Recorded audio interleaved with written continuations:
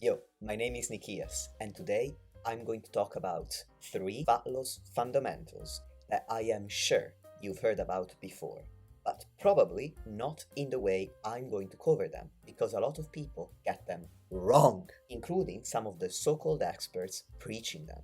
I am spoiling you, releasing 2 videos so close together, but in the first one I was mainly talking about myself, and who cares about that? So I thought I would post another one in close proximity to give you some more actionable advice, but don't expect this posting frequency all of the time. Anyway, before I get into today's topic, if you are interested in one-to-one online coaching or in a custom program without coaching, check out my website or email me. All of the links are in the video notes. And without further ado, let's get into fundamental number 1. Your fat loss diet is not meant to be sustainable.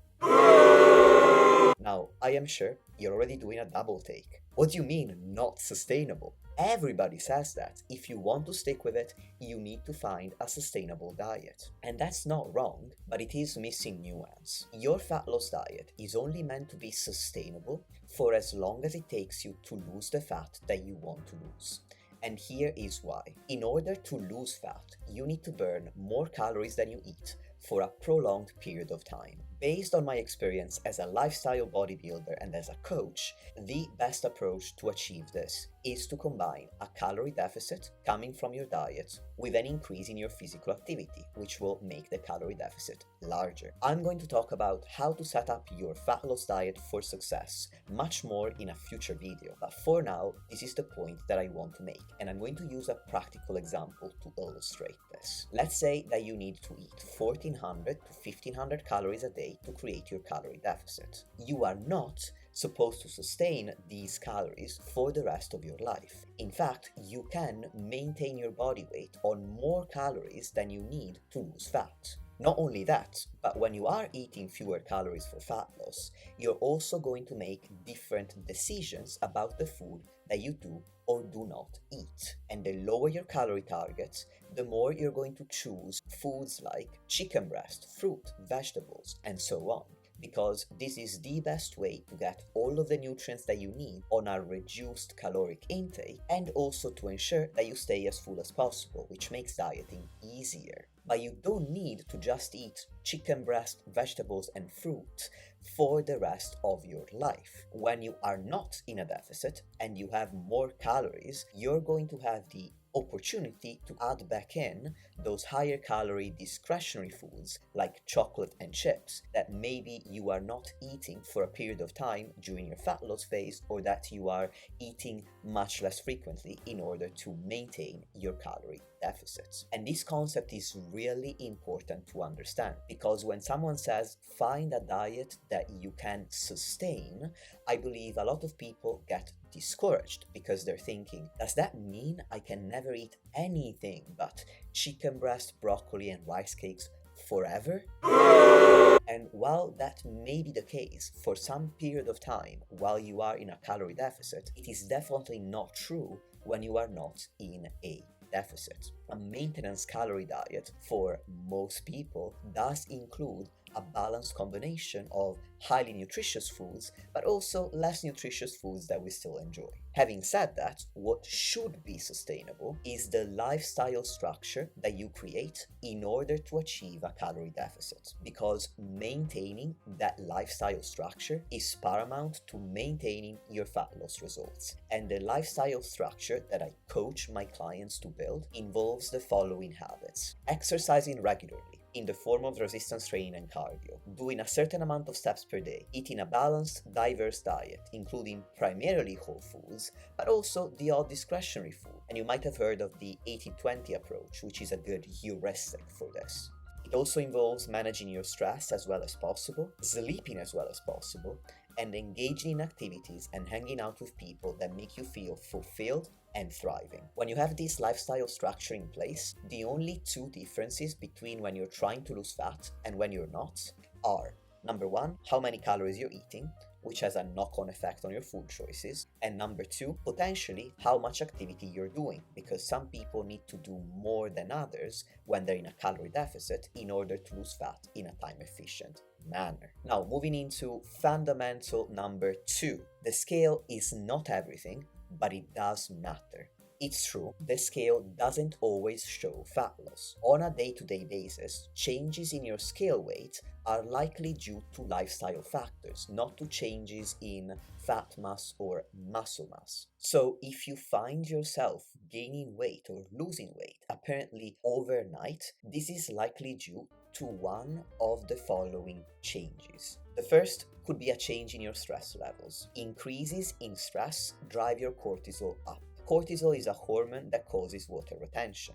If you retain water, you weigh more. Vice versa, if you drop a bunch of stress and release water that you were retaining, you're going to weigh less. Another factor is a change in the menstrual cycle for those kings and non-binary queens and cisgender women who menstruate. If you get menstrual symptoms, chances are you are going to see the scale go up around the end of the luteal phase, which is also known as PMS week, that is the week before your period begins. This is not fat gain, it's just water-related fluctuations. And in some cases, you could find yourself gaining 5+ pounds overnight, but do not panic because it is all hormone related and your weight will come back down once you come on your period or a little bit later in the month.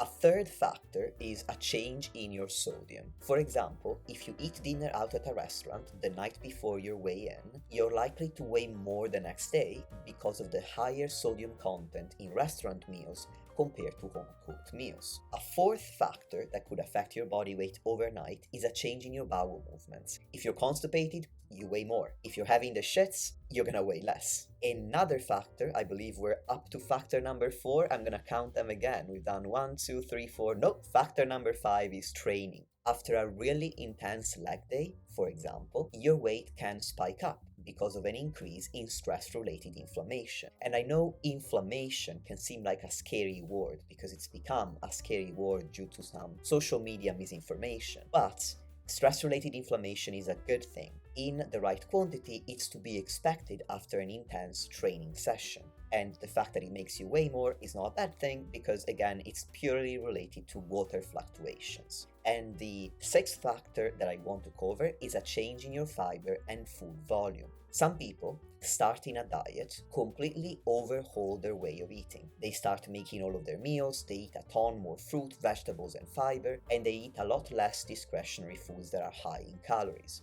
And what can happen is that they gain weight in the initial weeks on the diet just because they have more food in their stomach, because health-promoting food has fewer calories, so you can eat bigger portions, but also because they have more fiber in their body than they did before.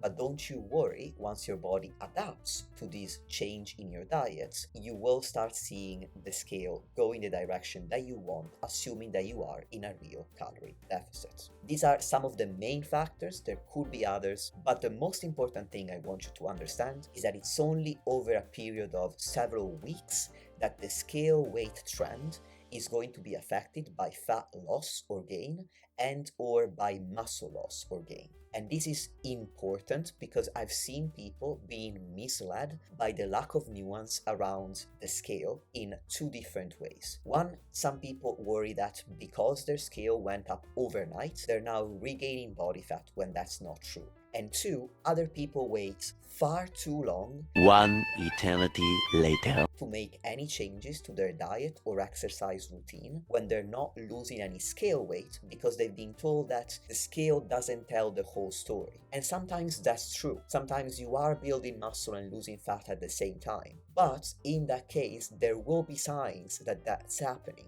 And in the case of these people I'm referring to, this is unfortunately not happening. They are simply plateaued, but they've been led to believe that the scale isn't a helpful tool for fat loss. And while that is true short term, for long-term changes, scale weight is actually a really useful tool for a lot of people, assuming you are in the right frame of mind to use it in a healthy way. And now let's wrap up the video with fundamental number 3. You do not have to keep dieting until you achieve your ultimate goal. Some people can do that. They can stay in a calorie deficit until they're happy with their physique, and they get excellent results that way. But a lot of people cannot. I personally need at least one break from the calorie deficit if I'm embarking on a diet that's going to last 20 weeks or more, like I did when I underwent the preparation diets for the 2 photo shoots I did in 2021 and 2022.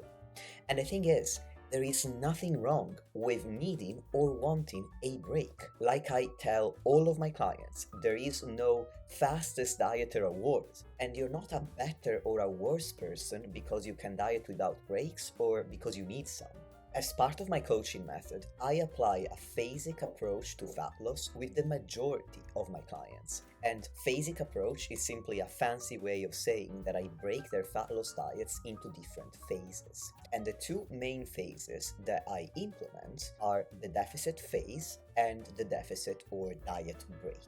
The deficit phase is when you are in a continuous deficit for a period of a few weeks, and it's during this phase that we expect fat loss. The deficit or diet break is a period of time when I increase my clients' calories close to or back to their estimated maintenance so that they can take a mental break from the discipline of dieting. They can partake in foods that wouldn't have fit or wouldn't normally fit within their target fat loss calories, and they can practice maintaining the results that they've achieved so far. And this last part, the practice of maintenance, increases their likelihood of maintaining fat loss long term once they're done with the diet. Deficit breaks sometimes last just 1 day, say if a client has a special event planned, 2 days if they're going to be away for a weekend, and even 7 days or longer if they need an extended break from the deficit for whatever reason. Importantly, I refer to these breaks as